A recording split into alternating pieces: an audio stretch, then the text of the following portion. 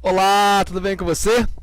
Me diga uma coisa, você também acha direito constitucional complicado para estudar? Muita gente acha. Complicado para estudar, para entender, muita coisa que muda, acontece no Supremo, que vai impactar aqui, isso, que aquilo, então tem muitas desculpas. Não é só você não, muita gente pensa assim.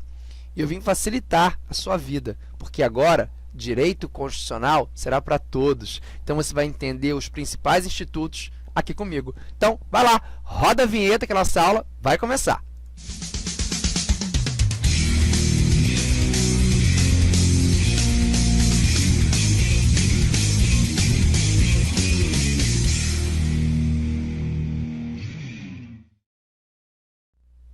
Sabe qual foi o tema que eu reservei para a gente bater um papo rápido hoje?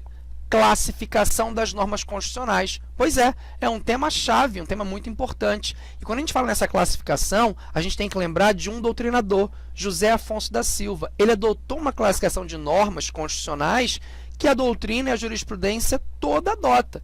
Então, você precisa conhecer essa classificação. Então, vem comigo na telinha aqui para a gente resolver isso juntos. Então, qual é essa classificação? Normas constitucionais de eficácia plena, normas constitucionais de eficácia contida e normas constitucionais de eficácia limitada. Nossa, mas isso parece ser muito complicado. Não é não. Vamos então desmistificar isso juntos. Quando eu falo que uma norma constitucional tem eficácia plena, isso aqui é para todos, preste atenção. São aquelas normas que produzem, digamos assim, desde a sua entrada, a possibilidade de todos os efeitos. Todos os efeitos vão ser produzidos de plano, de imediato. Logo que a norma entra em vigor, ela produz todos os seus efeitos imediatos. Então, fica muito mais simples. Essas normas de eficácia plenas, elas não vão exigir a elaboração de novas normas legislativas para funcionarem. Elas não dependem que venham novas normas legislativas, não, para completar o alcance, completar sentido, não. Elas já apresentam forma suficiente, explícita no bojo do seu texto legal, funciona, são normas de aplicabilidade direta, imediata e integral. Então, não há que se falar, não há que se exigir nenhuma forma de complementação. Já quando eu falo com você que uma norma tem eficácia contida, é um pouco diferente. Na contida, são aquelas em que o legislador constituinte, ele regulamentou, é verdade. Na verdade, ele regulou, melhor dizendo, suficientemente os interesses relativos a determinada matéria. Aquela matéria que ele foi tratar, ele regulou, ok.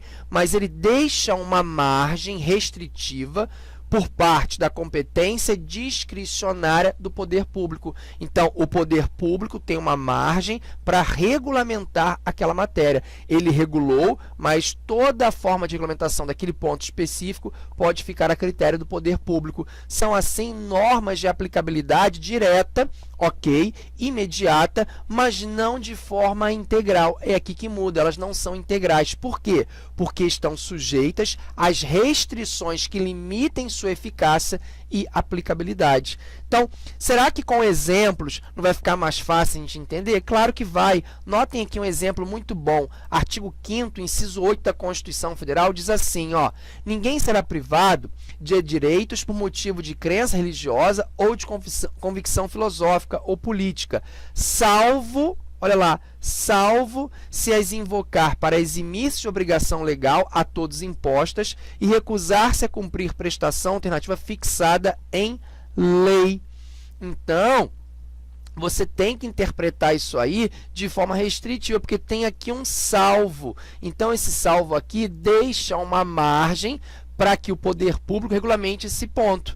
Então, você, para uma crença religiosa, você não vai, por exemplo, prestar o serviço militar obrigatório, mas você você cumpre uma prestação alternativa, ok? Então, veja que acaba trazendo a matéria, mas com um limitador.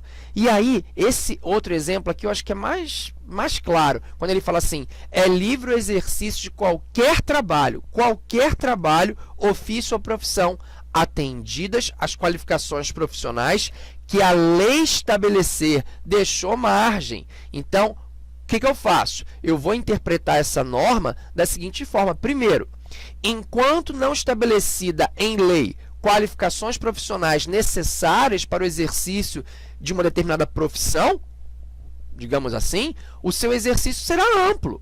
qualquer pessoa poderá exercer, não tem limitação. Agora, em momento seguinte, quando vier uma lei, porque o próprio Constituinte falou, quando vier uma lei e estabelece qualificações profissionais necessárias para o exercício daquela determinada profissão, atividade, só poderão exercê-las aqueles que atenderem a essas qualificações previstas na lei. Um exemplo, o Estatuto da OAB.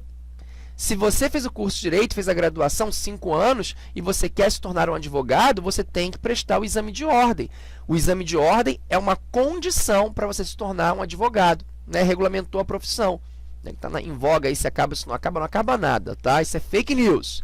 Mas é um exemplo aí que estabelece essa qualificação, ser aprovado no exame de ordem, para que você exerça a advocacia, tá bom? Já quando eu falo em norma de eficácia limitada, é limitada por quê? Porque são aquelas que produzem os seus efeitos essenciais, é verdade, com aquela simples entrada em vigor, produz os efeitos essenciais. Por quê? Porque o legislador constituinte, por qualquer motivo, ele não estabeleceu sobre a matéria uma normatividade. Ele deixa essa tarefa muito clara, muito nítida para o legislador ordinário. Enquanto não editada essa legislação, que eu chamo de legislação infraconstitucional, está abaixo do texto constitucional, então, essa legislação integrativa, complementando, eu não tenho condão de produzir todos os efeitos em relação àquela norma. José Afonso da Silva, que a gente falou dele no início lá, ele classifica as normas de eficácia limitada em 2 grupos. Ele chama, eu trouxe para você aqui, normas definidoras de princípio institutivo organizativo e definidoras de princípio programático. O que seria normas definidoras de princípio institutivo ou organizativo? Ora, são aquelas pelas quais o legislador constituinte traça esquemas, digamos assim, gerais, que vão estruturar determinados órgãos, entidades ou institutos. Isso, essa é a busca, né? Para que no momento posterior, ele traçou lá, mas no momento posterior, sejam estruturada essa organização mediante lei infraconstitucional. Olha aqui os exemplos, olha, artigo 33 da Constituição, a lei disporá, a lei, não é a Constituição, sobre a organização administrativa e judiciária dos territórios, é um exemplo. Artigo 88, a lei, quem? A lei, não foi a Constituição, disporá sobre a criação e extinção dos ministérios, acabou agora o Ministério do Trabalho, tem pouco tempo, e órgãos da administração pública. Artigo 113, a lei, quem? A lei, não a Constituição, disporá sobre a Constituição, investidura, jurisdição, competência, garantias e condições de exercício dos órgãos da Justiça do Trabalho. Então, notem, eu trago a norma, mas deixo um caráter regulamentar por lei. E essa aqui, ela é bem específica, como diz o próprio José Afonso da Silva, que ela é definidora de princípio institutivo organizativo. Eu não falei o tempo inteiro em organização aqui, organização da justiça, não foi? Então, são exemplos claros. Então, isso é interessante, muito interessante por sinal. Agora, são impositivas aquelas que determinam ao legislador a emissão de uma legislação integrativa. Aí essas seriam as impositivas. E aí nós temos exemplos também aqui para as impositivas. Olha aqui, eu trouxe para você, tudo organizado no slide. Coloquei lá, artigo 20, parágrafo 2º da Constituição. A faixa de até 150 km de largura ao longo das fronteiras terrestres, designada como faixa de fronteira, é considerada fundamental para a defesa do território nacional e sua ocupação e utilização serão reguladas por lei. Está aí. Na ordem, né? Uma ordem. 32, parágrafo 4º. Lei federal disporá sobre a utilização pelo governo do Distrito Federal das polícias civis e militar e do Corpo de Bombeiro Militar. Então, está determinando. A lei vem e traça esses pontos. Tá bom?